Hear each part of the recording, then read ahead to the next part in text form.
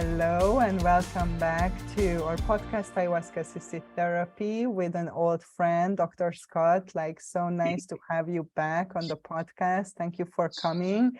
And I'm just excited to dive in with a real conversation about cultural appropriation, and especially in the plant medicine world, especially in, using the sacred ayahuasca. And I'm just really excited, to talk about this with you, because you live, in a very exciting place, in a very exciting way that you're going to tell us all about. And what does that mean, to really embody, what we are talking about here. So welcome.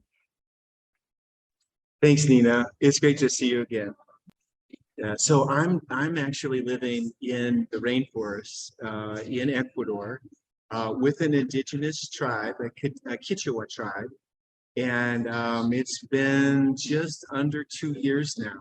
So it's like time is passing, and I've been able to I think really get embedded into this culture.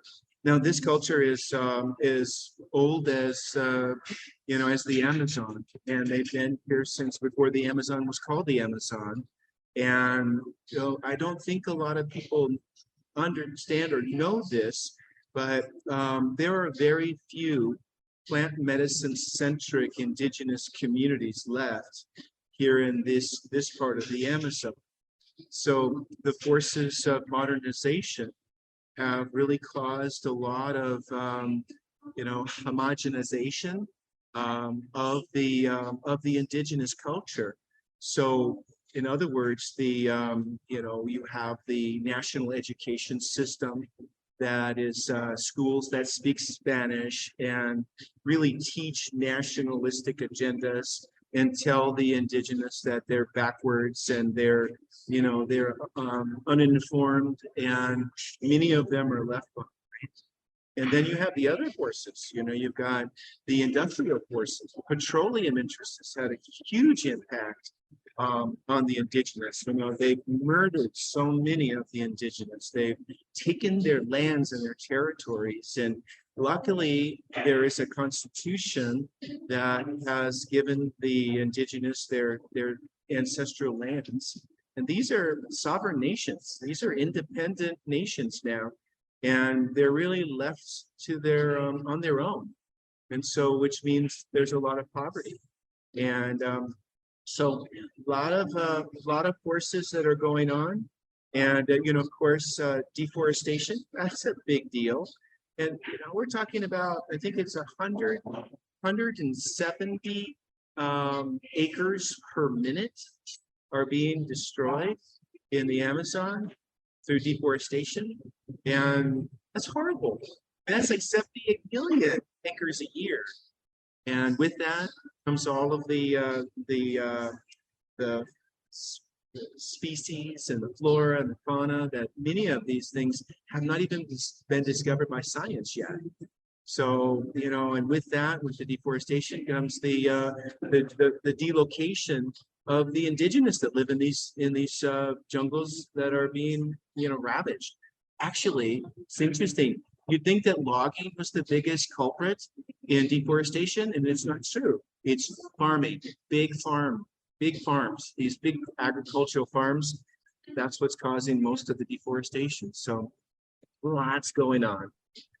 Yes, totally. I can imagine, and that's why, one of the big reasons that we are here to really dive into this, because this is a real problem, as you said, that indigenous cultures being wiped out, or even if they are acknowledged, they start their existence from such a disadvantage, that it often leads to poverty and a lot of problems and challenges. So what is cultural appropriation? I had no idea. So I looked up in the internet, and one of the definitions that I found, it said that the term cultural appropriation refers to the use of artifacts or elements of a non-dominant culture by a person from the dominant culture without reverence or respect for the source. So taking intellectual property, traditional knowledge, cultural expression, so on and so forth, you know, without the culture's permission. This can include unauthorized use of another culture's dances, dress, music, language, folklore, cuisine, traditional medicine, religious symbols, etc. And it's most likely to be harmful when the source community is a minority group that has been oppressed or exploited in order in other ways, when the object of the appropriation is particularly sensitive, for example, sacred objects or medicine or, you know, cultural artifacts. So, you know, as I was reflecting on this, I think it's really like a broad definition, and you know, in some way everything is a cultural appropriation from our ancestors, right? So but I understand that. I think what it means to me, what they want to say with this is the exploitation, is the destruction that is caused, you know, that there is no balance in the giving and receiving. Is just like taking without giving anything back, and, you know, a dominant people taking from people who are minority or a poverty or in any kind of disadvantage. So what do you think about that, or how do you understand this whole concept? For me, it was it became more and more obvious as the ayahuasca retreat centers are, you know, opening up in the United States. Like, for example, you know, I was with SoulQuest for, you know, for a little over 5 years, and you know, I don't ever remember, and I mean honestly, I don't ever remember any time that there was any kind of reciprocity towards any indigenous anywhere in the world. And, you know, we're serving 100 people a weekend the sacred medicine, and, you know, at $1,000 a pop, you do the math, you know, there's a lot of money that's being made off of the medicine that comes from the Amazon.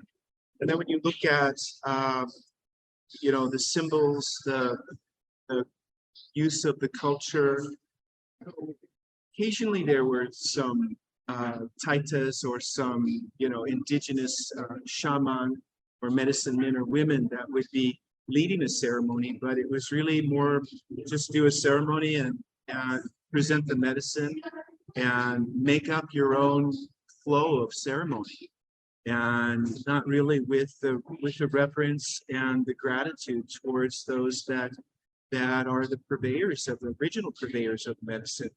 Not any education. So, you know, that I think that's, you know, I wasn't so sensitive to these issues, even way back into, like, I went to the World Ayahuasca Conference in Girona, Spain in 2019. And that was really the first time that, you know, I heard on the larger stage, the lack of sensitivity in the West to the, you know, to the appropriating the culture. I think that it's important to give back. You know, like, for example, in Peru, over harvesting of ayahuasca is a big deal. I mean, there's very, very little large vine left. And that means that they have to go deeper and deeper and deeper into the jungles to find any large vine. And, you know, I know that here in Ecuador at Sacha Wasi, we have an Adopt a Vine program where we're replanting. Every time there's a guest that comes to Sacha Wasi, you know, we replant the medicine for each person that drinks, so that there is, you know, plenty of vine in the future. And the vine doesn't grow in the United States, or, for example, you know, very well, if at all. And so that's not possible.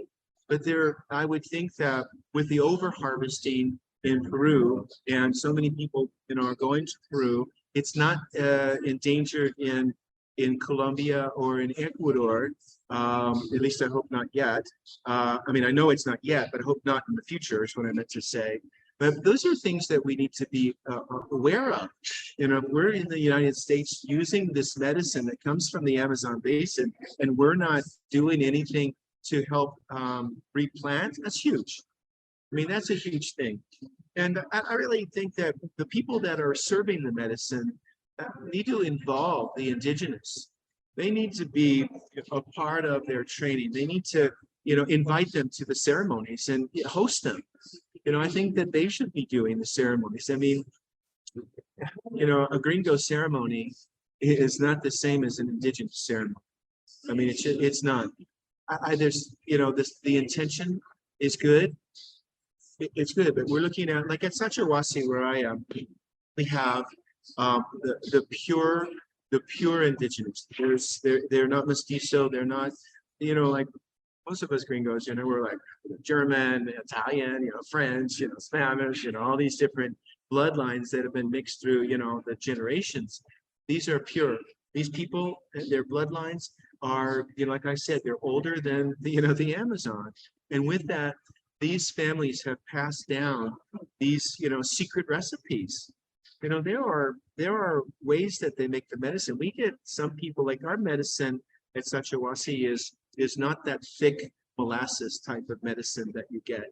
And we've had a lot of, you know, people that think they know what's going on in the world of this plant medicine, and they're questioning the, you know, the skill of the. We don't have shaman at Sacha Wasi. We have yachaks.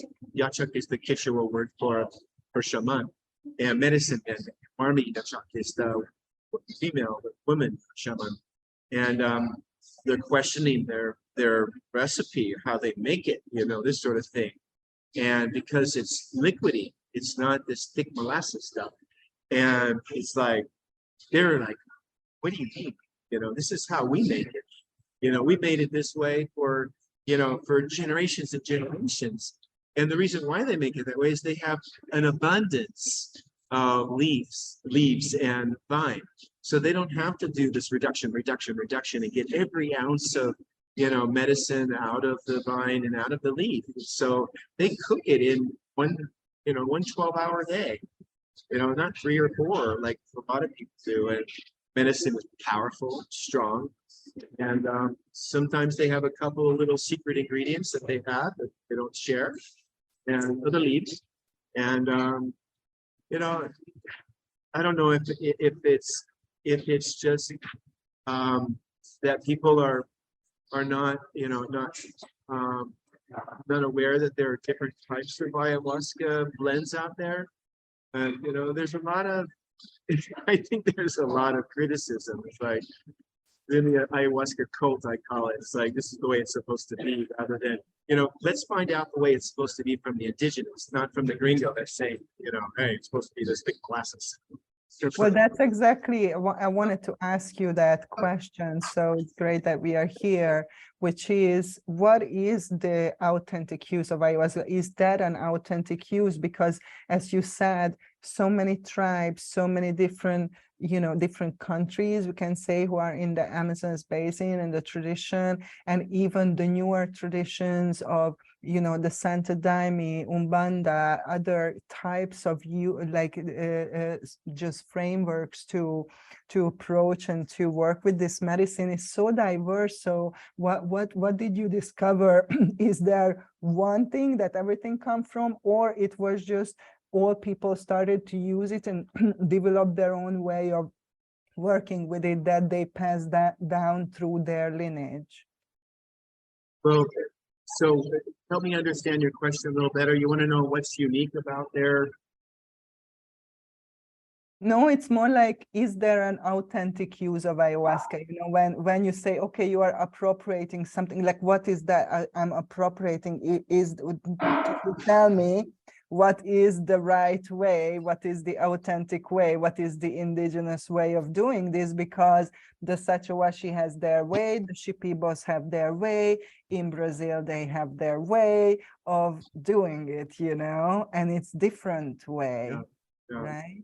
Well, the Sacha Wasi way of doing it is so everything starts with a pretty intense limpia. And so they really want to make sure that that you're prepared for receiving of the medicine. So it's not just a little smoke cleanse, you know, with some feathers and all that. You've got the three yachak that are doing a very, very thorough cleanse prior to receiving the medicine. So there is a love and a deep respect for Pachamama. And so the songs that they sing, the Icaros that they sing, are part of, you know, they bring the medicine, you know, to you after your limpia, and you know that's when you're taking in this, you know, they don't call it a sacrament, right? The sacrament is a church governmental term that was used for legalization purposes of churches in the United States for the whatever, they have to be a church to deliver the medicine. They don't look at it as a sacrament in that sense. It is communing with Pachamama. And so the reverence towards nature, the ceremonies are often very silent. Don't have the speakers with the playlists that are playing, you know, Darpan and all this, you know, all that, you know, all this music playlists. It's very basic. It's very stripped down, very silent. We hear the river. We hear the night sounds. We hear the night birds. In that regard, when someone is, you know, is in the work, the el trabajo, the purging, you know, they will bring their rattles or they'll use the drums, their instruments. They will sing the Icaros to the person as they're releasing, letting go. And so there is a lot of interaction with the yachaks during the ceremony when you're having, you know, a rough time. And so there's also not a lot of you know, rules in terms of don't touch, don't talk, you know, this kind of thing. Is you could be in the middle of a ceremony and the yachak's talking to, you know, one of their kids. It's like, you know, it's not like you're in a silent container that everyone is so concerned about preserving, like, you know, like, oh, you're violating the rules. I mean, it's courteous, you know, if it's nice and quiet, but it's not rigid like that. It's really fluid and more relaxed. So but I think that if anything, it's just what's missing is just the deep involvement of the medicine men and women, the shaman, you know, the yachaks. You don't get that in the States unless you have, you know, I mean, these facilitators, it's all family. You know, these kids, they've taken their first ayahuasca when they were in the womb. You know, when the mothers are pregnant. We've got three pregnant mothers here at Sacha Wasi now, and new generation is coming.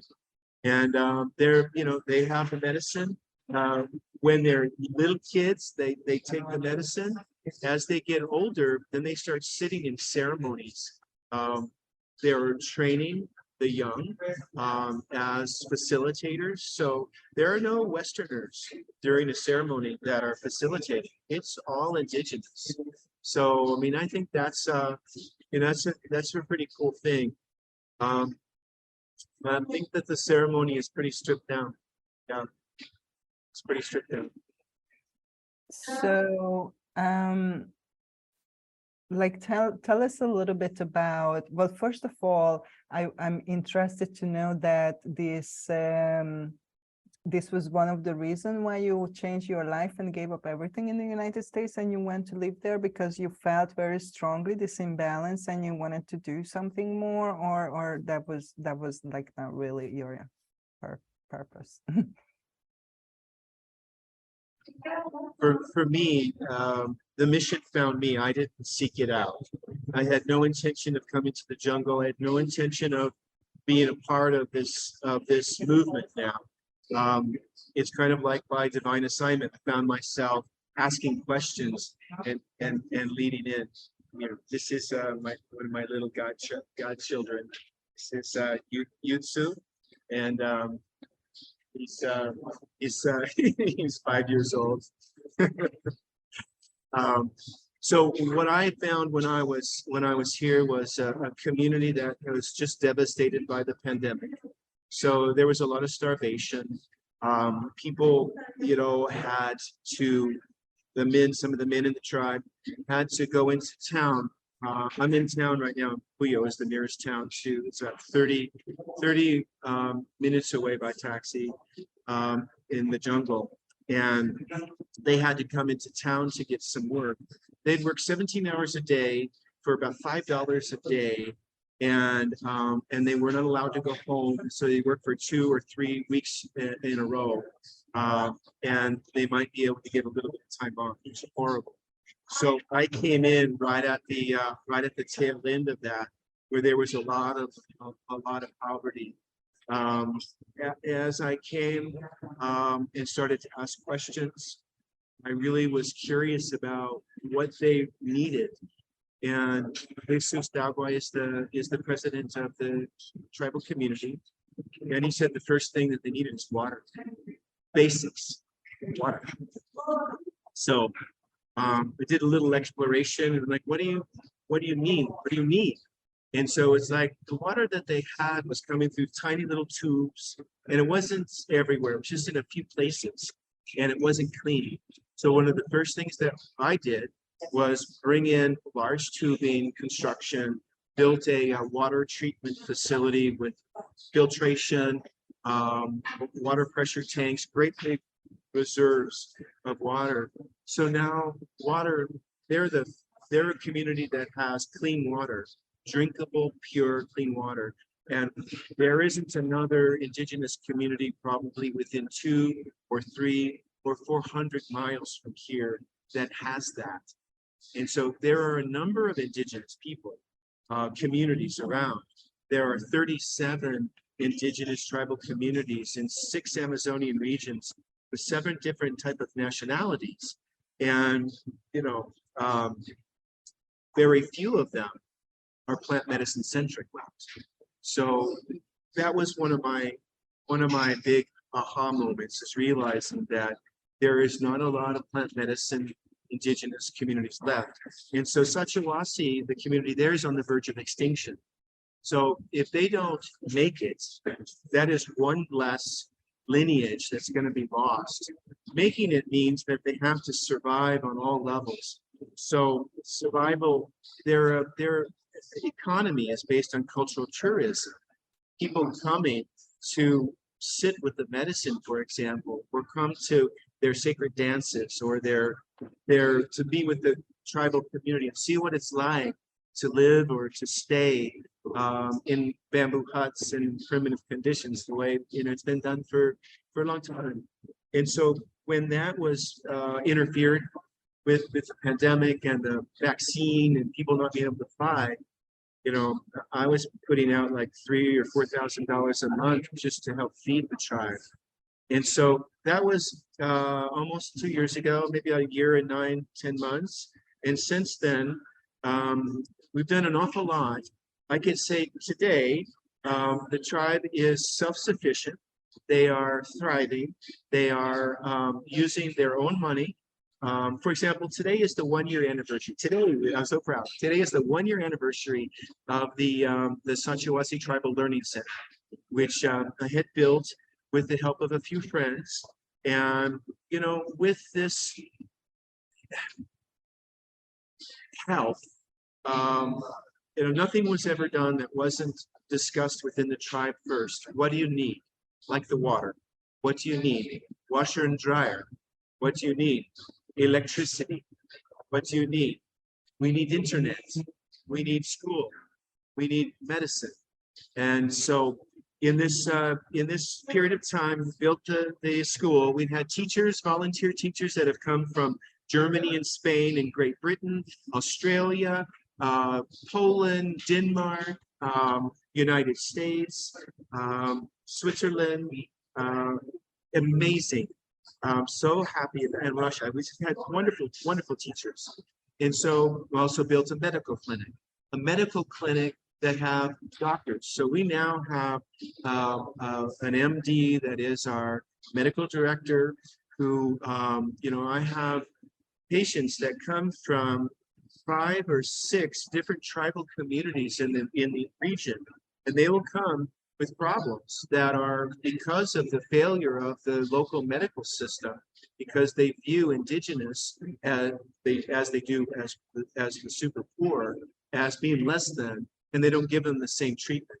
So things like, leaving nylon sutures in somebody's stomach for 19 years, and that indigenous person is suffering every time they lift something or run. And so our medical staff, we've had rotating doctors that come in, our medical director, we have a stocked pharmacy where we have medicines and all that kind of stuff for folks. It's all, as part of preserving their culture. Okay. See, hasta luego. It's a part of preserving their culture. From the medical part, we've had dentists, we've had 4 dentists from Germany and 1 from India come in and help to evaluate the dental condition of all of the community. Lots of problems there. And so when we have visitors come, they ask, what can I bring? I say toothpaste and toothbrushes and floss. And so they're taking care of their teeth. With that, we've taken many people to the doctors for problems, conditions that have been, untreated because they're afraid to go to the doctor because they don't use pain medicine. They go to the dentist, they pull out teeth, they don't do maintenance. They pull out teeth without pain medicine. It's horrible. So our medical clinic integrates traditional medicine with alternative medicine and indigenous medicine. So we got a whole team there. So we also have been working on sustainable food production. And so, build a great big chicken coop with 200 baby chickens. And those chickens are now 9 months old, ready to start laying about 180 eggs a day. They have encouraged the food sustainability project and built this huge fish pond. And so I saw this morning in the Commodore what was my first view of a bucket full of fish that they had cultivated, grown their own in the pond, huge pond, like the size of a football field. And so they're feeding themselves now. Their retreats are about 100% full. People are coming from all over the world. I'm serious, like all over. And because they're interested in having an indigenous, as close to the real deal as possible, experience. And so now we're finding out that, people are really coming. The tribe is making enough money to now, they've outgrown the original electrical system that we upgraded this last year. Now, because they're adding some casitas and another kitchen, they built this big, huge, wonderful kitchen. They built it, and now they have to put in a new transformer. And so with the new transformer, before that would have been for me to figure out how to pay for it or somebody else to pay for it. They've got the money, they're paying for it for themselves. They're so proud. They're building these new casitas out of their own money. They're so proud. And they're feeding themselves and their families. They're taking them to the doctors. Now I'm not paying for it. They're doing it on their own. So that I think is amazing. They are preserving their culture at the same time that they're teaching their children the ways of the ancestors. So that's why they leave town. They leave the communities to go into town because they can't sustain themselves. These kids are making money so that they can have jobs. So some of them making money building casitas. Some of them making money preparing food. Some of them are making money cleaning the casitas after the retreat guests. Some of them make the money because they're doing the tribal dances, or they're taking the guests into the jungle on hikes. So I'm really proud of them. This is so amazing and so inspirational. And I'm thinking about it that you are an example for other people for sure. and also this is like a drop in the ocean, right? And I also thinking about that a lot of times I see fundraisers and different people collecting money for some cause to help, indigenous people do this and that and the other. And then, like we are not sure where the money is going, or the people, what is the intentions. And I think that you really like created a working model, so to say. And what do you think a secret is, like, because from what I see from the outside, that the one of the biggest thing is like transparency, that like people can go there, and people do go there all the time, and they see what you are doing. It's not that like you are saying something and nothing is happening, that there is this kind of transparency that people can see. You have on your social media, I see you always posting about the chicken coop and everything that is happening, in the community, and what's going on. So there is a transparency, there is a accountability, that we can see, okay, all these, efforts are going there, and all these helpful people, there is something good coming out of it, which I think a lot of times either people with good intentions don't succeed doing what you're doing, or people doing it with different intentions. So what do you think that makes it work, where you are in this way, that you kind of created this very, very cool, sustainable model that had the power to transform within less than 2 years, from complete poverty and starvation into, a little thriving hub, that is going on there now. So yeah, spill us the beans, please. Well, I'm a volunteer, so everything that I do is 100%, free. The 100% of the revenues from these retreats go to the indigenous communities. So there is no gringo cut. There's nothing that's coming out, and that's what's different. These guys, I don't know about you, but I grew up in in a typical Midwestern family where my father and my grandfather and my uncle and grandmother and everybody, they told you how to run a business. You started off with a lemonade stand. You had a paper route. You had a lawn. I had all those things. A lawn mowing, business. All those things as a kid, to know how to run a business and to be, in the business of business. They don't. And so one of the things that I shared with them was the truth about how they're being taken advantage of by other gringo promoters. So someone would come in, have 17 people for a retreat. They'd make $60,000. The tribe would make $2,000. And so I would put the spreadsheets together, and I would show the demonstration of, here's the revenue, here's what they charge, here's the number of people, here are the costs, here's what you charge, here's what they made, here's what you made. And the first time we sat down and did that, their jaws dropped and they cried, because they trusted these people. They believed that they were about their goodness and their benefits. And so I think that that's been the key, is open book transparency. So they don't have access to credit card service processing here. They don't. So, I have an account. I've opened my account with the credit card processing payment system and everything, which is 100% open. Transparency. I go over the balances with them. Everything is open book. And so if I'm not in there with the percentage, I have nothing to hide. And if a retreat center has all these people taking their pieces out, then, there's interests in there that are contrary maybe than to the goal. So Sacha Wasi is about preserving the culture of the indigenous. It's not about making gringos rich. Right? And it's not, their retreats, it's $875 or $975 for a 7-day retreat. Right? That's a very, very good rate, all inclusive. right? It's not $3,000. It's not, it's less than what you pay at, for a weekend retreat at Soul Quest. And, you know, we talked about it as a community in terms of them making all the decisions.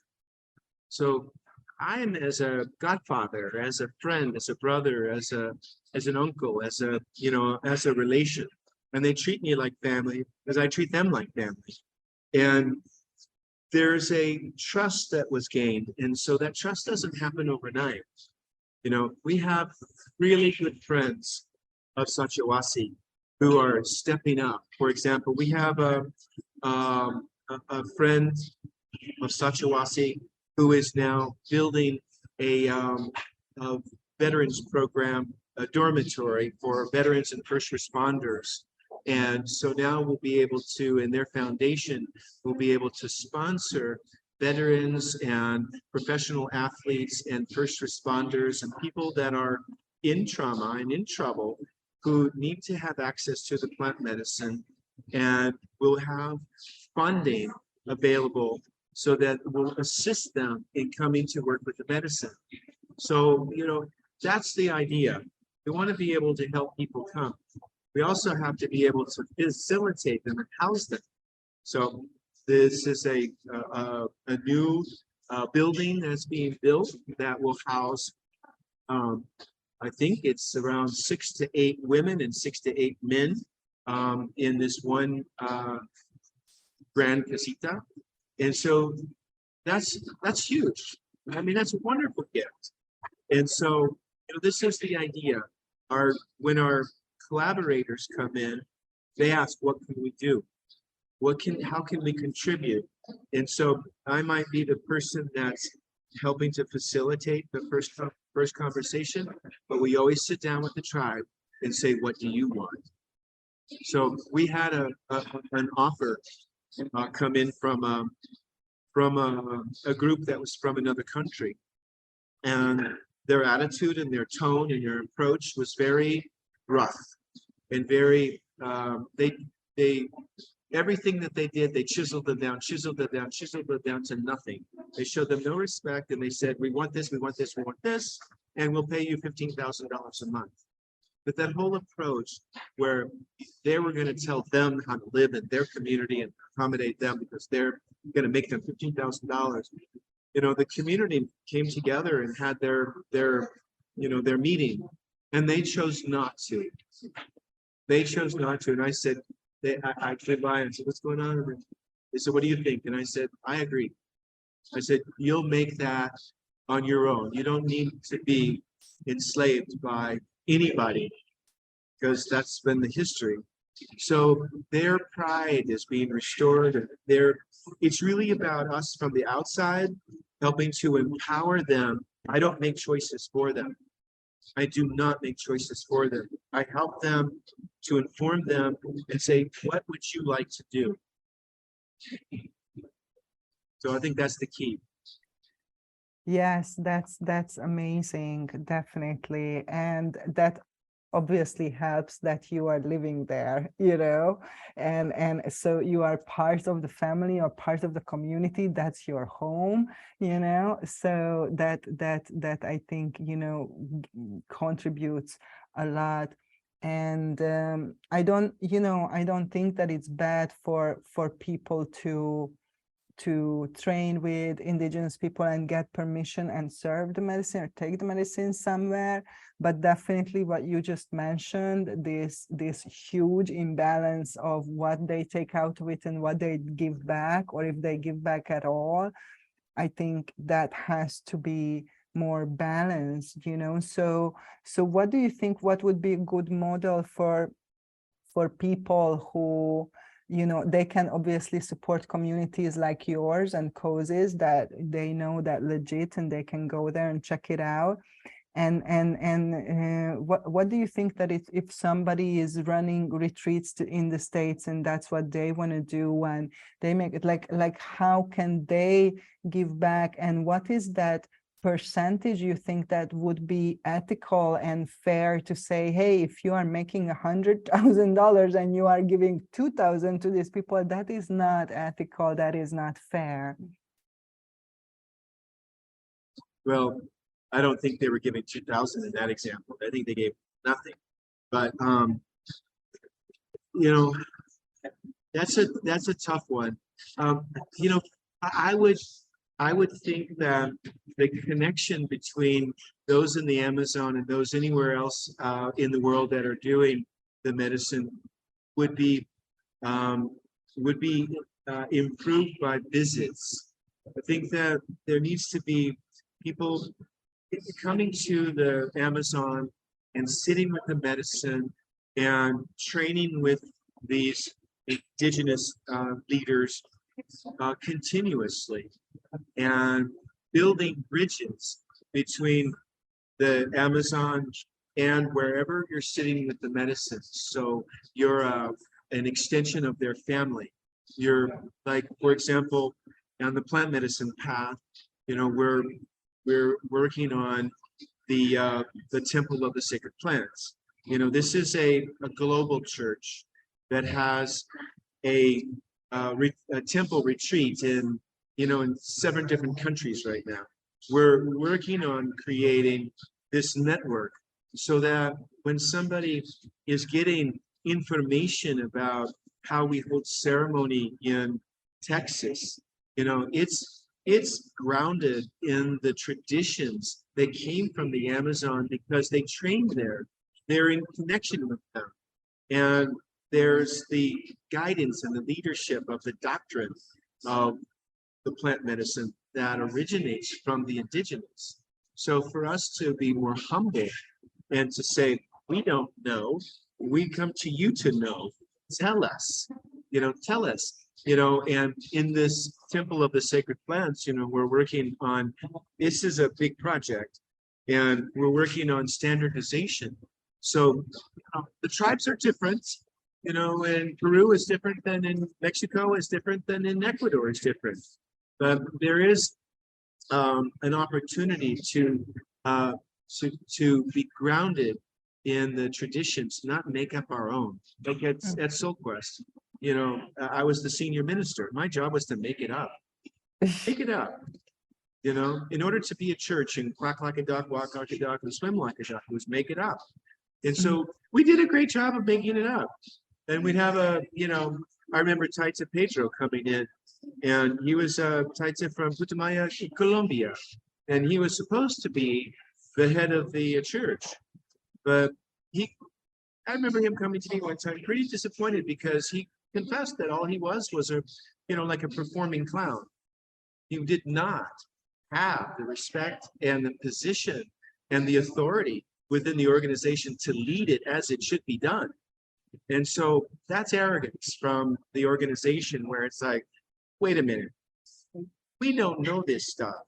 You put the people that know this stuff in charge. These are the ones that should be leading your ceremonies, the ones that are holding the spaces. And though if you're a student of them, then give them credit, right? And include them. So percentage wise, you know, I think that's a tough question, because, you know, in traditional churches, you tithe 10%, right? And so you wouldn't have this medicine if you didn't have the indigenous.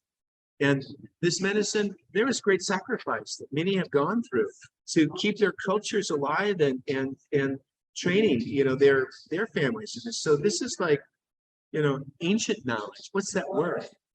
You know, I believe in the way it says it in the Ayahuasca Manifesto, which we embrace, you know, this idea that the medicine is supposed to leave the Amazon basin and go to all places in the world. And I support that. But it needs to be done I believe, in responsible ways, where there is the respect for the culture from where it comes, and there is the reciprocity to those indigenous, and there is a consensus, in sense, where the medicine is served in traditional ways. Okay, so learn how to do limpia, learn how to do it, learn how to do the icaros, right? Learn how to make the medicine. Right? Learn how to make the blessings, and spend more time. I think, every year or whatever your pilgrimage is, to go back to the indigenous roots and reconnect with that source. So, or bring them to your center, and use workshops and trainings and this sort of thing. So I'm a little biased. Thank you. Well, Biased, obviously yeah. you are, but you're also talking from experience, and I really love your idea, your approach of creating bridges and creating a network. And while you were talking about it, I was thinking that we should have ambassadors, because you are kind of an ambassador, and they need an ambassador because, as you said, just simple things that they don't have a bank account. So I want to give you a donation, and hey, I can't receive the money, like, so they need from the West people who go in there and live there like you and understand, and can listen to them and see and help them with these things. And also, as you said, we need to bring them and invite them to what we are doing, if we are taking the medicine, to outside, right, of their context. And I think that could definitely, I can see this working out, having a network and having ambassadors who are on the ground, and then being in connection with other people. And I think, that being ethical, for me, that's very spiritual. I think ethics is a spiritual characteristics. I think,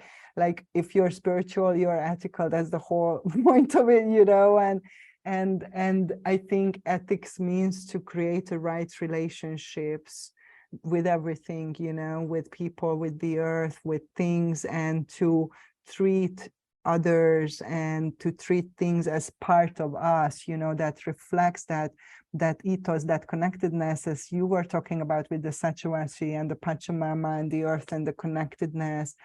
And if you are truly on this path, and if you are working with this medicine and you understand that, then you would never exploit, like that, because that's just, that level of consciousness what you maintain. So the people, obviously, who are gaining profit out of it, or misusing or abusing or exploiting other people, obviously they didn't get to that level of awareness and ethics and spirituality that what they are preaching about or talking about.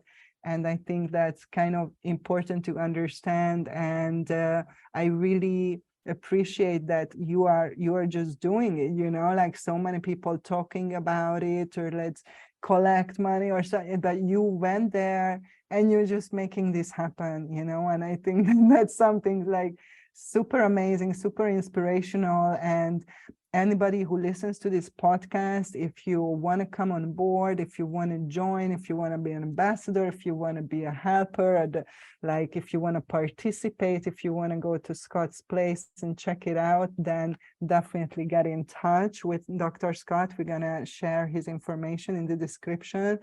And follow the good example. That's just all I can say. And this is something that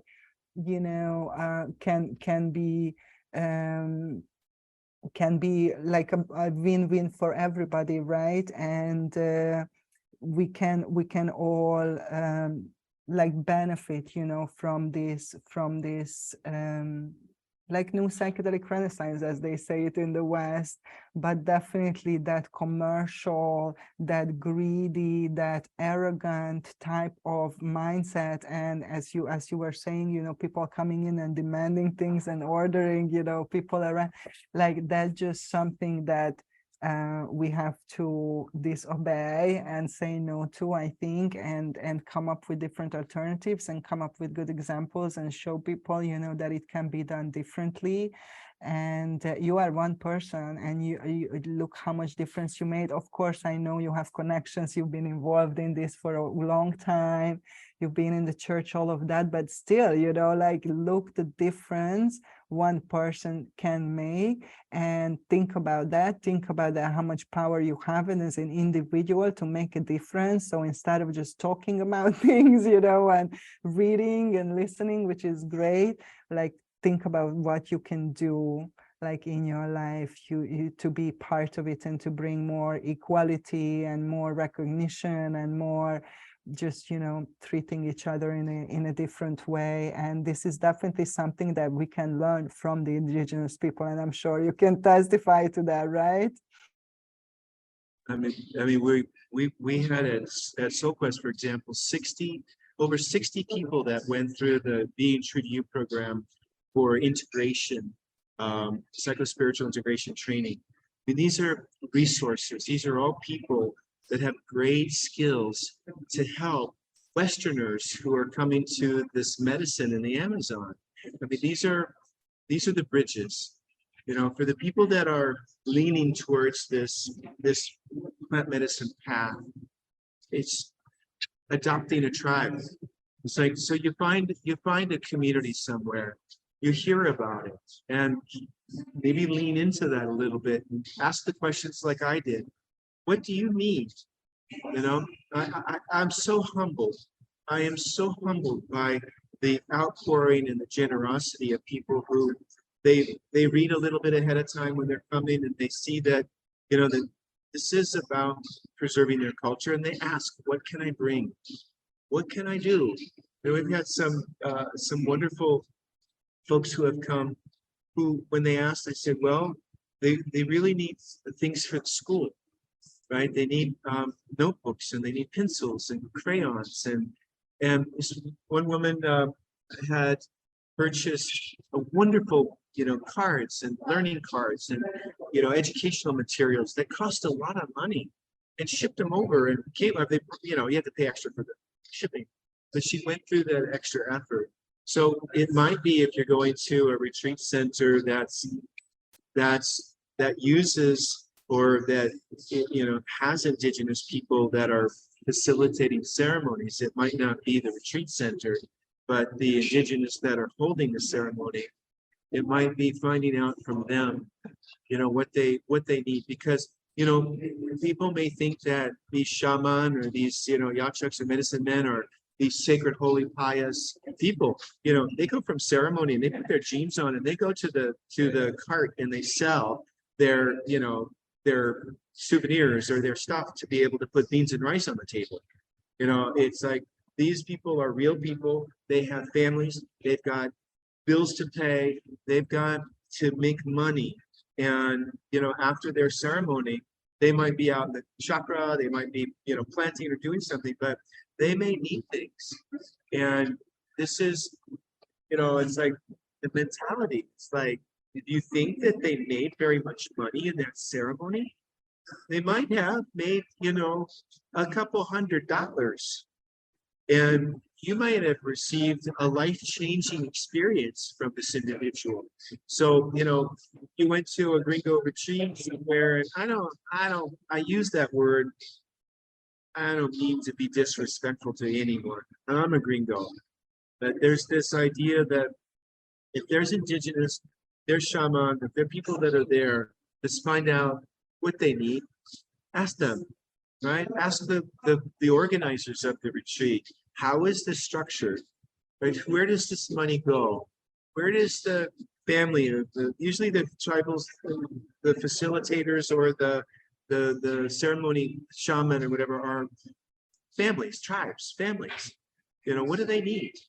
And let me facilitate that, you know, for just something like, we had the gift of a washer and dryer from a wonderful friend. And these are nice big washer and dryer. They were spending 6 to 8 hours a day in the river washing the blankets and sheets from a retreat. You know, that's a lot of time. And it can be in the wintertime cold and rainy. And these are not people that are, you know, like immune to pain and discomfort.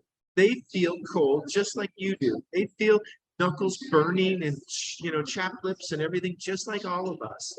And so it's wonderful that I see how the whole tribe at Sacha Wasi organizes and uses the washer and dryer between their families. And I see that one thing just like that has effects that have gone way beyond all the members of, there's only 67 members left in their tribe. That's all. right? Now we got 3 more coming. We had 1 baby last year. So it's hopefully it's going to grow. But I would say if you could, explore where you're working with the medicine and find out, what can I do to contribute? And or like I know that Jesus Dagua and his family, there are certain ones that I've helped them get their passports, 2 of them. And I want to bring them one of these days to the United States so they can bring their tradition, their medicine to, one of our temple retreats somewhere in the United States or somewhere to be able to share. But they've never been out of the Amazon. They don't know the gringo world. They don't know how we suffer from modern Western society. They see these people come. They don't know what the conditions are, the environment that creates the great, great illness that we have in our modern world, loneliness and isolation and separation. And so that's another one of the things I want to do is bring some of them there so they can see firsthand why it's so hard for us, with Totally. That's like creating the bridges, as you're saying, that you're there and they need to come and understand, as we need to go and understand what they need, as you said, what do you need? They also, it would be benefit for them to understand what we need, like, because we are also where we are coming from. And also something that people can do is to, if you are going to retreat or working with a medicine circle or something, to ask the people, how do you give back? Where is all this money going? And if somebody cannot answer or do not want to answer that, maybe you want to work with somebody or go on a retreat with people who can give you an answer. And I think also if people kind of navigate to smaller places, because it tends to happen that the bigger something gets, the bigger the greed and the temptation and all that, it becomes like an industry and market and all of that kind of thing. So I think, smaller places definitely tend to be more authentic. Not necessarily, you have to do your research. So people, you can just think about this. And if you are listening and thinking about going on a retreat, working with this medicine, this is some of the considerations that you can do, and that matters. Your choice matters, and everything has consequences, and you can, beyond your own healing, you can contribute, to the upliftment of others, and giving back and balancing this big equality, that we have in this world. So thank you so much for coming today. And yeah, if you want to say a few words before you leave, like before we hang up for today, like this is the time. Well, I would just say that the whole reason why I put my whole life and soul into this is because these people are pure, they're beautiful, they're kind, they're honest. The way that their families function, the way these communities function, we can learn from them. I've never seen anything like it. The way they solve problems, the way they care for each other, the way they care for the visitors that come. These are people that are heart-centered and they're pure. I love them. I just love them. Love, love, love, love, love, love, love them. These are living examples of Christ consciousness living within a tribal primitive community, as they always have, teaching us the way to be. Like, it's just be there. My casita, where I live, is about, I don't know, half a block maybe from where the next house is, maybe a little closer. And it's a family that has 9 people living in the house. And I hear sweet chatter, laughter, giggles. That's all day, all the time. It's laughter and giggles and joy and lightheartedness. And then they're either that or they're playing football. And the Sacha Wasi just won their football tournament in this region, so we're so proud of them. But football is a big deal, but they're fun, loving people. So that's why I think that they're worth preserving, because they know things. They know things that we can learn, benefit from. And they're just really special people. So, Nina, it's so great to see you again. Thank you for for giving us this Thank platform. you. Hopefully in person soon in Ecuador, because I'm so drawn now. I really want to see and meet them, and hug them. And I mean, also the nature. You showed me some pieces when we were talking, like it's just breathtaking, that nature and the forest and being there. So thank you for all that you do. There is definitely, we're going to come back with more, at one time, and just blessings on everything, and may it grow and multiply and thrive even more, and may this be an example and a model, for many people to follow. So thank you. Thank you. Yes.